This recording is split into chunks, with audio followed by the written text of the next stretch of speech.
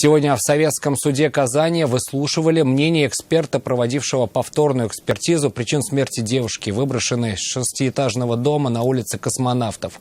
Напомним, трагедия произошла в ночь на 1 сентября 2018 года. В убийстве обвинили бывшего парня погибшей, действующего сотрудника Росгвардии.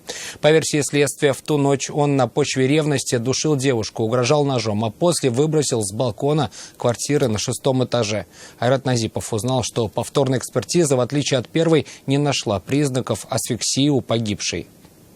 Эксперт может утверждать только то, что он может доказать. Марат Сахапов молча перебирает четки. В зале суда ведет себя сдержанно. Хотя из материалов уголовного дела можно сделать вывод, что сдержанностью подсудимый не отличался. По крайней мере, по отношению к погибшей девушке. Летом 2018-го Казань ужаснулась зверским убийством, в котором обвиняет подсудимого. Как полагает следствие, молодой человек, действующий сотрудник Росгвардии, на почве ревности избил и выбросил свою девушку с 6-го этажа квартиры, которую снимал на улице Космонавтов.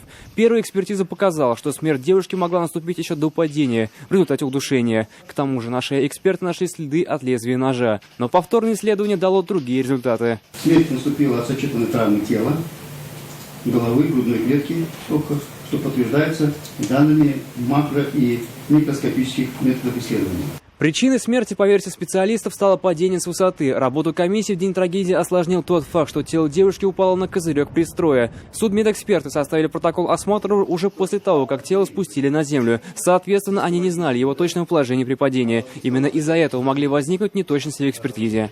Механизм асфиксии явился, да, вот, и то, что была придушена, как это, да, вот. Возможно придушение после этого состояния? Вот. Вы меня спрашиваете одно и то же. Я одно и то же.